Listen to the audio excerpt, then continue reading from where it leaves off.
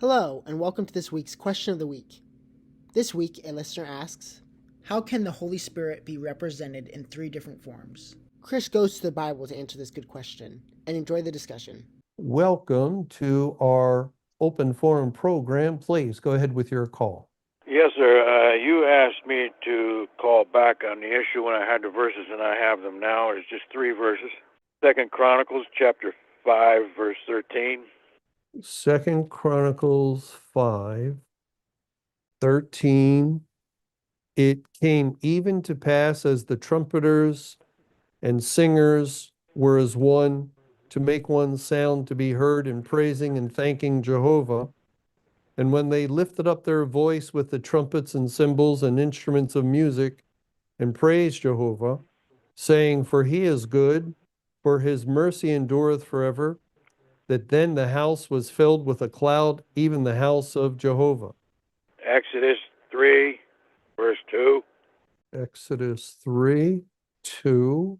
And the angel of Jehovah appeared unto him in a flame of fire out of the midst of a bush. And he looked, and behold, the bush burned with fire, and the bush was not consumed.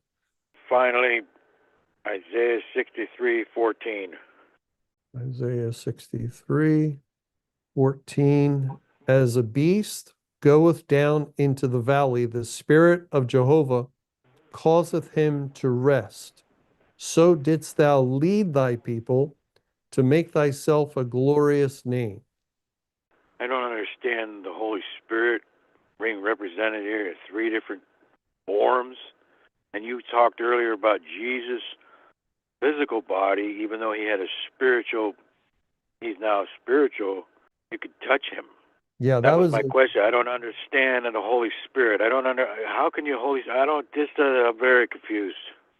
Well, as far as Christ, he had a resurrected body from the foundation of the world, and he put it off, just use that kind of language, to take a human body in order to walk amongst men. So we can understand that he showed that resurrected body on the Mount of Transfiguration momentarily, where we read he was shining with the brilliance of the sun. And then he went back to the human body. So people could see, they had to see a human being like themselves suffer and die on the cross. That was the point of his coming, to show forth what he had done. As far as the Holy Spirit is one of the three persons of the Godhead, and he is a person.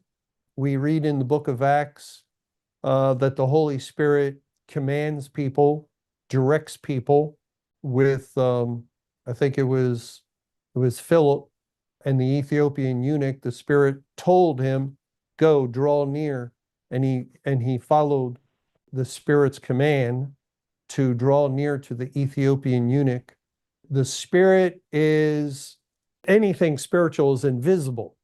So we see Christ in bodily form portrayed on the pages of the Bible. God is a spirit, so we never see God, God the Father, and nor do we see the Spirit. There can be language of the Spirit's movement, his action.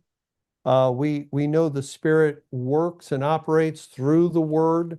We have our understanding. We have our salvation as the Spirit applied the Word, the Bible, to our hearts and gave us a new heart, a new spirit. The Spirit gave us life in the Spirit.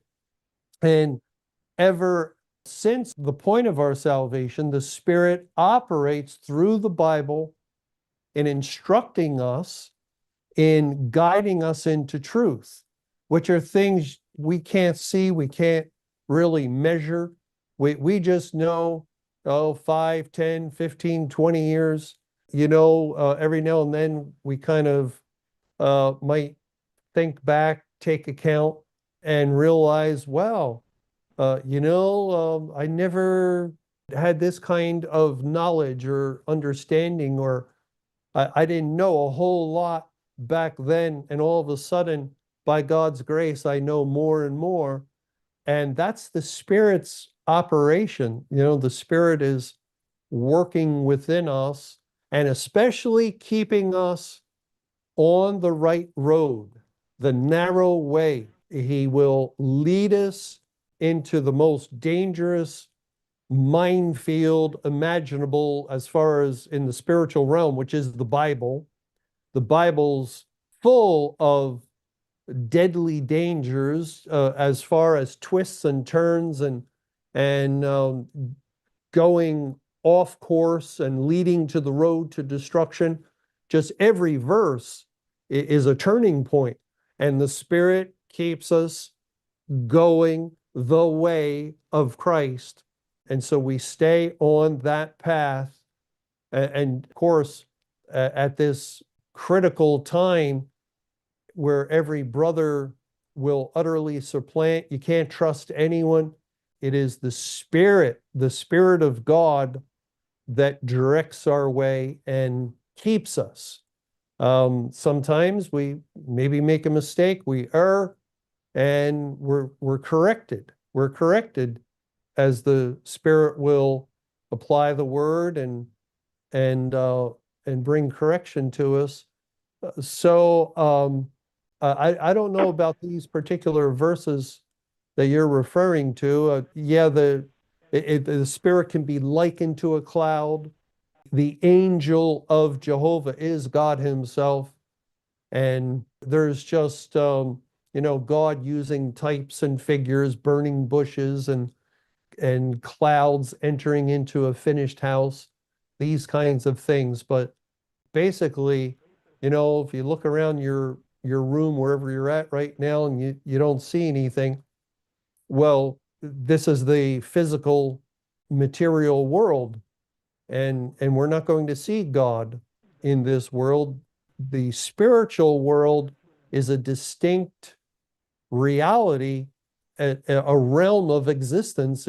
It's actually, there, God upon his throne, and all the things the Bible tells us are perfectly true and faithful and accurate. And sometimes the Bible might speak, God goes past us and we didn't see him. He's everywhere present. More than that, he's within us in spirit. And if we have an X-ray done, or MRI or something, you get to see the film.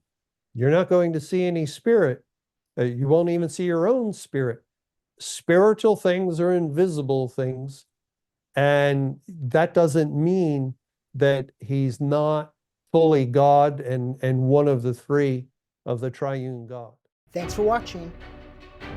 And don't forget to like, subscribe, and turn on the notifications. That way you don't miss any upcoming videos.